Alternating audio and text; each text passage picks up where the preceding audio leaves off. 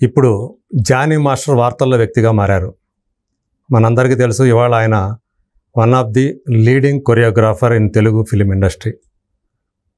అయితే ఆయన మీద రీసెంట్గా ముఖ్యమంత్రి రేవంత్ రెడ్డి గారికి ఒక డ్యాన్సర్ ఫిర్యాదు చేశారు. తనను వేధింపులకు గురి చేస్తున్నారని, తనకి వర్క్ రాకుండా చూస్తున్నారని చెప్పి. సో అట్లాగే దానికి కొనసాగింపుగా మళ్ళీ ఇప్పుడు ఆంధ్రప్రదేశ్ ఉప ముఖ్యమంత్రి పవన్ కళ్యాణ్ గారు కూడా ఒక కొరియర్ ద్వారా ఒక ఫిర్యాదు చేశారు జానీ మాస్టర్ మీద. అసలు ఎందుకు ఈ సతీష్ అనే ఒక డ్యాన్సర్ ఒక కొరియోగ్రాఫర్ మీద, అది కూడా ఒక పాపులర్ అయినటువంటి కొరియోగ్రాఫర్ మీద ఫిర్యాదు ఎందుకు చేయాల్సి వచ్చింది?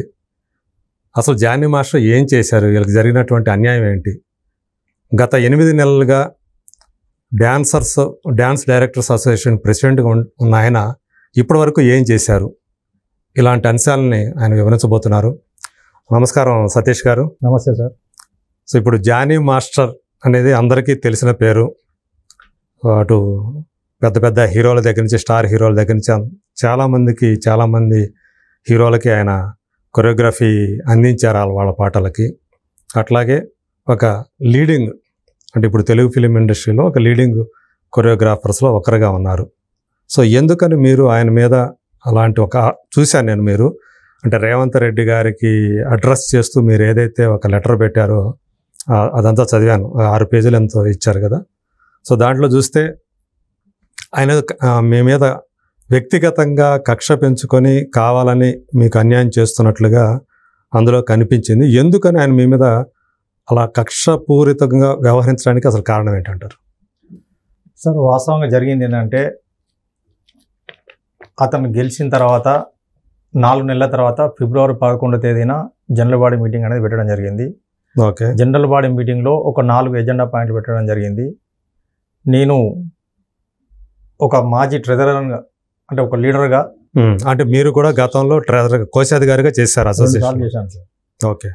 అయితే నాకు యూనియన్ పట్ల అవగాహన ఉంది కాబట్టి తను ఏదైతే ఎజెండా పాయింట్లు పెట్టాడో ఆ ఎజెండా పాయింట్ల మీద మాట్లాడడం జరిగింది తప్ప వ్యక్తిగతంగా తనను ఉద్దేశించి కానీ లేదా అసోసియేషన్కి వేరే రకంగా కానీ మాట్లాడలేదు. అన్ని వీడియో ఫుటేజ్ ఉంది.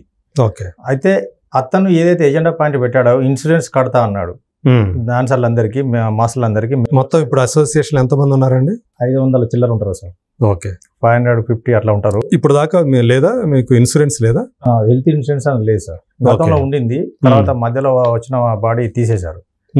అయితే తిని ఎలక్షన్ల ముందు 500 మందికి ఇన్సూరెన్స్ కడతాను, డబ్బులు లేకపోతే డబ్బులు యూనియన్ డబ్బులు కాకుండా నా సొంత డబ్బులు పెడతాను, లేదు అంటే ప్రొడ్యూసర్ల దగ్గరికి, ఆర్టిస్టుల దగ్గరికి, డైరెక్టర్ల దగ్గరికి వెళ్ళి జోల పట్టి అడుక్కొని డబ్బులు తెచ్చి కడతానని చెప్పేసి అతను ఎలక్షన్ ముందు మెంబర్స్ అందరికి హామీ ఇచ్చాడు.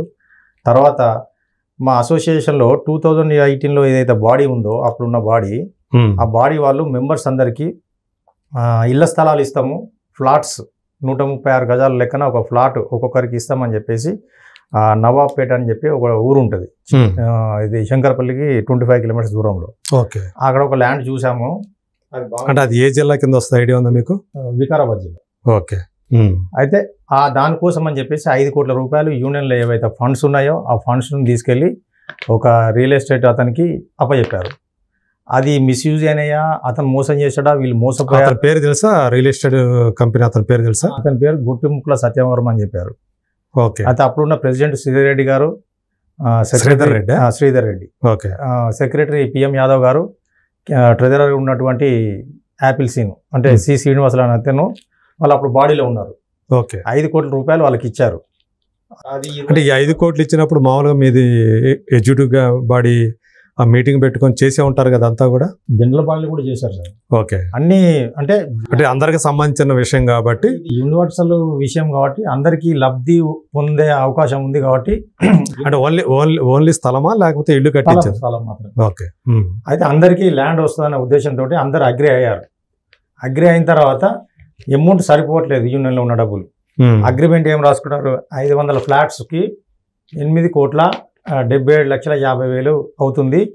వాళ్ళు వెంచర్ చేసి మొత్తం ఫ్లాట్స్ నంబరింగ్ చేసి రిజిస్ట్రేషన్ చేసి మనకు 500 మందికి 500 యూనిట్స్ ఇస్తామని చెప్పేసి అగ్రిమెంట్ రాసుకున్నాం. 500 ప్లాట్లుగా.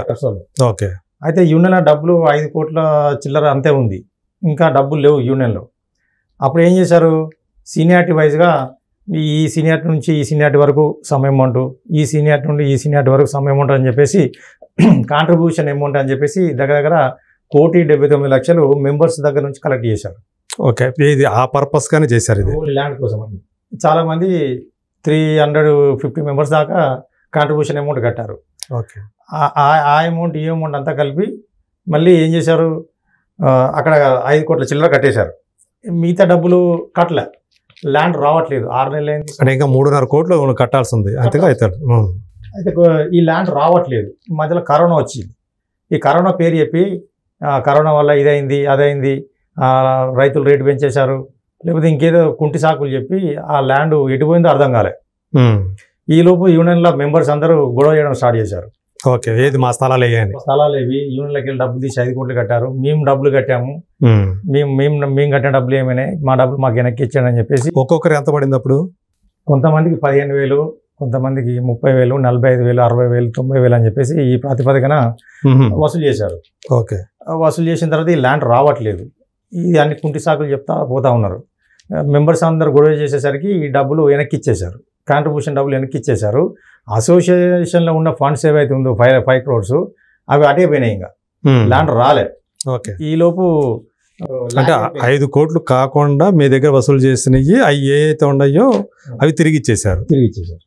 తర్వాత వసూలు చేసినవి అంటే వాళ్ళకి ఇవ్వలేదా, వాళ్ళకి చెల్లించలేదా అవి? వాళ్ళకి కట్టలేదు. ఓకే, అందులో నుంచే కొంతమందికి కరోనా టైంలో మనిషికి 10,000 రూపాయల లెక్కన మెంబర్స్కి అకౌంట్లో వేసేసారు, ఒక 40 లక్షల వరకు ఆ అమౌంట్లోకి వెళ్ళి. ఈ తర్వాత వచ్చిన బాడీ ఏం చేసింది, ఆ అమౌంట్ 10,000 అవి ఇవి యూనియన్ల లోన్స్ అవన్నీ కట్ చేసుకొని ఈ కాంట్రిబ్యూషన్ అమౌంట్ ఆ బాడీ కాదు, తర్వాత వచ్చిన బాడీ వీళ్ళు ల్యాండ్ రావట్లేదని గొడవ చేస్తుంటే డబ్బులు వెనక్కి ఇచ్చేశారు. మరి వెనక్కి ఇచ్చేసినా కూడా ఇంకా 5 కోట్లు అక్కడ ఇరుక్కుపోయినాయి కదా, అది కూడా అసోసియేషన్ డబ్బే కాబట్టి మెంబర్స్ డబ్బులే. ఆ డబ్బుల కింద కనీసం 15 నుంచి 17 ఎకరాలు వస్తాయి, 25 ఎకరాలు పోయింది. ఇంకా 500 ఫ్లాట్ అనేది. అంటే అది ఏమైంది, ఎవరి జేబుల్లోకి వెళ్ళినాయి ఏంటి, దీని మీద ఏదైనా ఉందా, కాంట్రవర్సీ ఉందా? ఉంది సార్. అంటే యాక్చువల్గా అతనికి 5 కోట్లు బయటికి పంపించి వీళ్ళు కొంతవరకు స్కామ్ చేశారు, కొన్ని డబ్బులు పనిచేసుకున్నారు కాబట్టి అప్పుడున్న బాడీ కానీ దాని తర్వాత వచ్చిన బాడీ కానీ సరైన పద్ధతిలో ఎవరికైతే డబ్బులు ఇచ్చారో రియల్ ఎస్టేట్ వెంచర్ అతనికి వాళ్ళ మీద కరెక్ట్ ఫైట్ చేయలేకపోయారు. మనం సొంత డబ్బులు మన డబ్బులు ఇచ్చి వాళ్ళకు భయపడాల్సిన అవసరం ఉన్నది. బిఏకు రావాలి, పోలీస్ కంప్లైంట్ ఇవ్వాలి, కోర్టుకి వెళ్ళాలి, అవసరమైతే వీళ్ళు లీగల్గా ఫైట్ చేసి ల్యాండ్ తెప్పించుకోవచ్చు. డబ్బులు కట్టిన అన్ని ఆర్టీజీఎస్ ద్వారా వెళ్ళి. అంటే ఎవరైనా సరే, మీలో ఎవరైనా సరే వెళ్ళి ఫిజికల్గా ల్యాండ్ ఇది అని చెప్పేసి చూసిన వాడు ఉండారా? చూపెట్టలేదు సార్. ఒకసారి ఒక ల్యాండ్ చూపించారు, చూపించిన తర్వాత మళ్ళీ రిజిస్ట్రేషన్ అయ్యేటప్పుడు వేరే ల్యాండ్ రిజిస్ట్రేషన్ అయిందని చెప్తున్నారు. అదే అసలు ఇప్పుడు కూడా ల్యాండ్ ఎక్కడ ఉన్నదో ఎవరికి అసలు 500 మందిలో కనీసం ఒక 10-15 మంది కూడా తెలియదు. అయితే ఇది రెండో బాడీ వచ్చిన తర్వాత 9 ఎకరాలు రిజిస్ట్రేషన్ అవుతుంది, రిజిస్ట్రేషన్ రెడీగా ఉంది అని చెప్పేసి మళ్ళీ ఒక 40 లక్షలు తీసి రిజిస్ట్రేషన్ కోసం ఖర్చు పెట్టారు. ఎన్ని ఎకరాలు? 9 ఎకరాలు. 9 ఎకరాలు. ఆ 9 ఎకరాలు కూడా ఎక్కడెక్కడ ఉందో కూడా ఎవరికి తెలియదు. అది 11 ముక్కలు ఉందని చెప్తున్నారు, అది ఒక దగ్గర కూడా లేదు. ఓకే, యాక్చువల్గా ఏంటంటే మరి ఇది చెప్తుంది ఎవరు, 11 మొక్కలు ఉన్నదనే విషయం చెప్తున్నది ఎవరు? గత బాడీ వాళ్ళు. ఓకే, అంటే అది చెప్పకుండా రిజిస్ట్రేషన్ చేశారు సార్. 11 ముక్కల కింద ఉందని చెప్పేసి చెప్పకుండా 9 ఎకరాలు మనకు వస్తుందంటే సరే మరి ఎంతో కొంత వచ్చిన కాడికే పర్వాలేదు కదా లాక్కుందామని చెప్పి దీనికోసం మళ్ళీ అమౌంట్ మళ్ళీ 40 లక్షలు తీసి ఖర్చు పెట్టారు. ఓకే, రిజిస్ట్రేషన్కి ఇంత అవుతుందని చెప్పేసి 40 లక్షలు తీసి ఖర్చు పెట్టారు. ఆ 40 లక్షలు ఎక్కడి నుంచి వచ్చింది? అసోసియేషన్ మళ్ళీ ఫండ్స్, అంటే ఈ అసోసియేషన్ మెంబర్షిప్ కి దాంట్లో వచ్చేవేనా అమౌంట్స్, లేదంటే ఈ సర్వీస్ ఫండ్ కడుతుంటాం. మేము షూటింగ్ చేస్తే ప్రతి డాన్సర్ నుంచి ప్రతి మాస్టర్ కొంచెం అమౌంట్ అసోసియేషన్ కి మెయింటెనెన్స్ కోసం కడతా ఉంటాం. ఇవి కాకుండా విరాళాలు ఎవరైనా సరే విరాళాలు ఇవ్వటం అట్లాంటివి ఉంటాయా? అంతా మీరు కట్టుకునే మొత్తం అంతా కూడా మీ అమౌంట్ అదంతా కూడా? ఓకే, మేమే ఫెడరేషన్ కి చందా కడతాం. అంటే మా మెంబర్స్ చందాలు కడతారు, ఒక్కొక్కరు 1000 రూపీస్ పర్ ఇయర్. అంతేగాని వేరే ఎవరినైనా దాతల్లాగా వచ్చి ఇవ్వటం, కొంతమంది హీరోలు లేదా ప్రొడ్యూసర్స్ వీళ్ళు తీసుకుంటా ఉంటారు కదా, అట్లా ఏం లేదు కదా ఇప్పుడు దాకా? అలా ఏం లేదు. ఓకే, అయితే ఇతను జానీ అనే వ్యక్తి ప్రెసిడెంట్ అవ్వకముందు ఇన్సూరెన్స్ కడతాను, మీకు ల్యాండ్ వస్తుంది, నేను గెలిస్తే ఆ ల్యాండ్తో పాటు ఇండ్లు కూడా కట్టిస్తాను మీకు అని చెప్పి హామీలు ఇచ్చాడు. ఈ 4 నెలల క్రమంలో అతను గెలిచిన తర్వాత 4 నెలల క్రమంలో ఏమి జరగలేదు. అంటే ఆయన ఏవైతే హామీలు ఇచ్చాడో నిజమని నమ్మి ఆయన గెలిపించారంట. గెలిపించారు. ఓకే, గెలిపించారు. ఏదో మన కథ ఆశ ఉంటుంది కదా చేస్తానంటున్నాడు కాదు కథ. ఇతనికి ఫేమ్ ను అది వాడుకున్నాడు. సెలబ్రిటీ, ఒక పెద్ద కొరియోగ్రాఫర్ కాబట్టి తనకున్న ఇమేజ్ ని తనకు ప్రెసిడెంట్ అవడం కోసం లేనిపోయిన హామీలు ఇచ్చేసాడు. ఓకే, ఇచ్చేసి అది కూడా అసలు ఇట్లాంటి చిన్న చిన్న అసోసియేషన్లు కొన్ని వందల వేలు ఉంటాయి సార్ ప్రపంచంలో, కొన్ని లక్షలలో ఉంటాయి. కానీ ఇక్కడ ప్రెసిడెంట్ కావాలన్నా సెక్రటరీ కావాలన్నా తనకు 10 లక్షలు ఖర్చు పెట్టి సార్.